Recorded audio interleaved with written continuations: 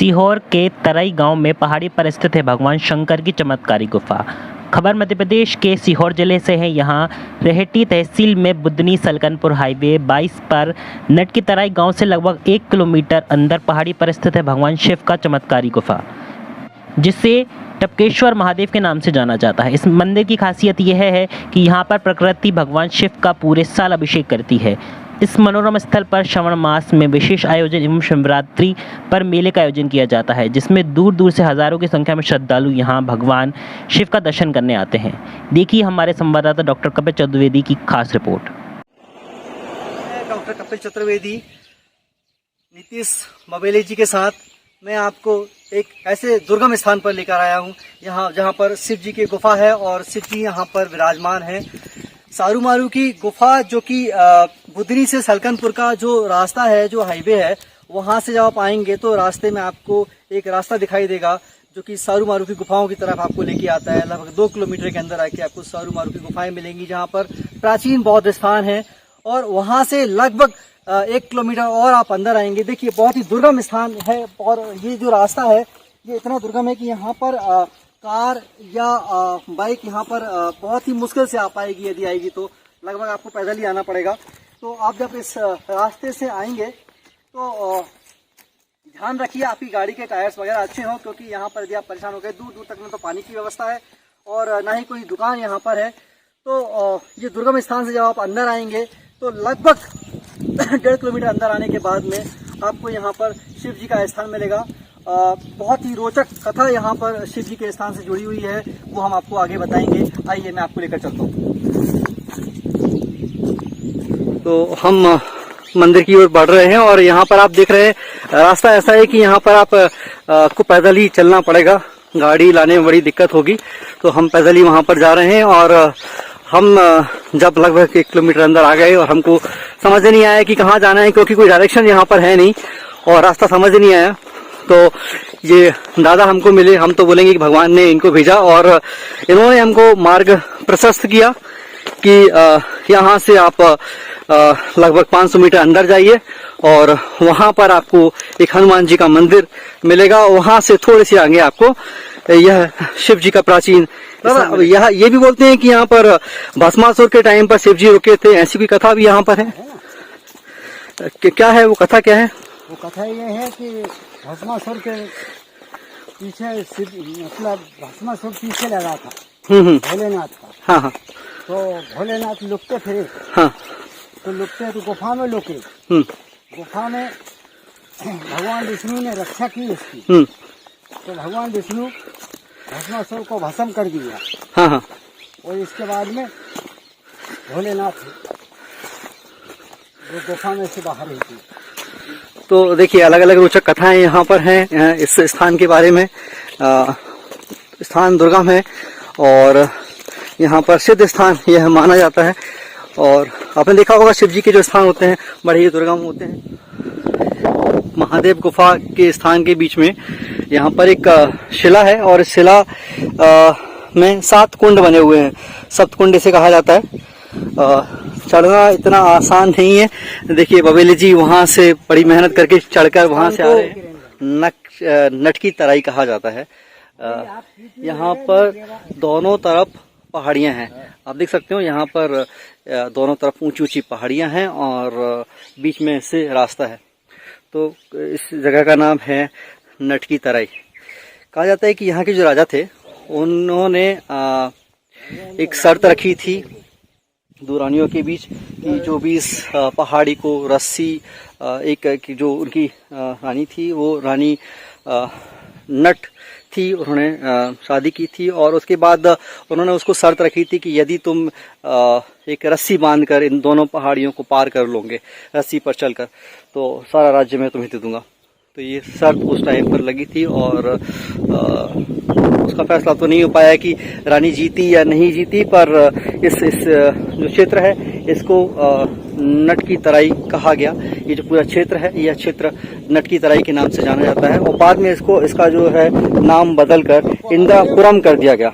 इंद्रापुरम इसको बाद में। कि अब ये हम ऊपर टपकेश्वर महादेव के बहुत ही जल्द दर्शन करने वाले हैं। ऊपर आप देख सकते हैं पर्वत के बीच में एक बहुत मनोरम स्थान आपको दिखाई दे रहा होगा, एक मंदिर आपको दिखाई दे रहा होगा। यह मंदिर का जीर्णोद्धार बाद में किया गया, लेकिन देखिए प्राकृतिक रूप से यह गुफा है जिसमें पर्वत के दो हिस्से हैं और उसके बीच में जो जगह है वहां पर महादेव जी विराजमान है। जैसे कि बार बार बोल रहे हैं कि यहाँ का जो स्थान का जो नाम है वो टपकेश्वर महादेव है। टपकेश्वर महादेव अर्थात भगवान का अभिषेक प्रकृति करती है। पानी की बूंदें वहाँ पर भगवान के ऊपर टपकती रहती हैं और मुझे ऐसा लगता है कि शायद वर्षा काल में जो पानी पहाड़ी से आता होगा वो छोटा सा झरने के रूप में या कहीं से रिस के भगवान के ऊपर आता होगा, तो उसको टपकेश्वर महादेव कहा गया। सिद्ध स्थान है, कथा आपको बताई दादा ने। अभी हम फिर से उस पर हम विचार करेंगे, हम फिर से इसके बारे में बताएंगे और देखते हैं वहाँ पर टपकेश्वर महादेव पर कैसे भगवान का प्रकृति अभिषेक करती है। आइए, हमारे साथ बाबेले जी हैं, वो दादा हैं जो हमको यहाँ पर लेकर आए। दादा हमारे लिए देवदूत की तरह हमारे लिए साबित हुए। लकड़ी का गट्ठा लेके हाँ वो अपने गांव जा रहे थे, हमको उन्होंने रास्ता बताया और बोले कि आप पता नहीं कैसे पहुंच पाओगे, मैं चलता हूं साथ में। और इस 1.5 किलोमीटर के रास्ते में वो हमारे साथ आए, उन्होंने सारी चीज़ों को हमको बताया, रास्ता बताया और वो वापस से उनका लकड़ी का गट्ठा वहीं छोड़कर आए हैं। तो 1.5 किलोमीटर वापस जाएंगे, उठाएंगे, फिर अपने गांव जाएंगे। कहने का मतलब ये है कि लोगों की आस्था देखिए यहाँ से कितनी जुड़ी हुई है कि दोपहर में ऐसी गर्मी में वो हम लोग को यहाँ पर भगवान के दर्शन कराने के लिए लेकर आए और उनका ऐसा मानना है कि हम दर्शन करेंगे तो उनको भी पुण्य की प्राप्ति होगी। देखिए हम फाइनली टपकेश्वर महादेव ये मंदिर में आ गए हैं और अब हम आपको दर्शन कराएंगे। वास्तविक रूप से सही में आप देखोगे कि चमत्कारिक स्थान है, ये कोई सामान्य स्थान ये नहीं है। जितनी मेहनत यहाँ आने में होती है वो मेहनत पूरी सफल हो जाती है जब आप ये दुर्लभ दर्शन यहाँ पर करते हो, भगवान शिव के आप दर्शन करते हो। मोबाइल जी आप दर्शन करेंगे, यहाँ पर आप देखेंगे भगवान शिव यहाँ पर प्राकृतिक रूप से विराजमान है। प्राकृतिक रूप से यहाँ पर विराजमान है। यहाँ पर एक और प्रतिमा स्थापित की और आप यहाँ पर देखिए, आप पास आकर दिखाएंगे यहाँ पर, तो ये वो स्थान है जहाँ यहाँ से थोड़ा थोड़ा पानी भगवान के ऊपर आ रहा है और भगवान का प्राकृतिक अभिषेक यहाँ पर हो रहा है। 12 महीने यह अभिषेक भगवान का चलता है। पूरे रास्ते जब हम आए तो आपने एक चीज नोटिस की होगी, कहीं पर पानी की व्यवस्था नहीं थी, पानी भी नहीं था। किसी पहाड़ी से, किसी पर्वत से, कहीं से भी, किसी पत्थर से हमने पानी की एक बूंद भी टपकती हुई नहीं देखी। कोई एक हैंडपंप भी हमने कहीं नहीं देखा, कुआ हमको बावड़ी कुछ नहीं मिला। लेकिन बहुत बड़ा चमत्कार है कि ऐसी गर्मी में और इस पूरे पहाड़ी इलाके में और इस स्थान से और केवल इसी स्थान पर जल यहाँ पर आ रहा है और नीचे महादेव जी विराजमान है। यहाँ पर आप देखोगे कि यहाँ पर नादियां विराजमान है और प्राकृतिक शिवलिंग वहां पर अंदर आप देखोगे भगवान का वहां पर विराजमान है।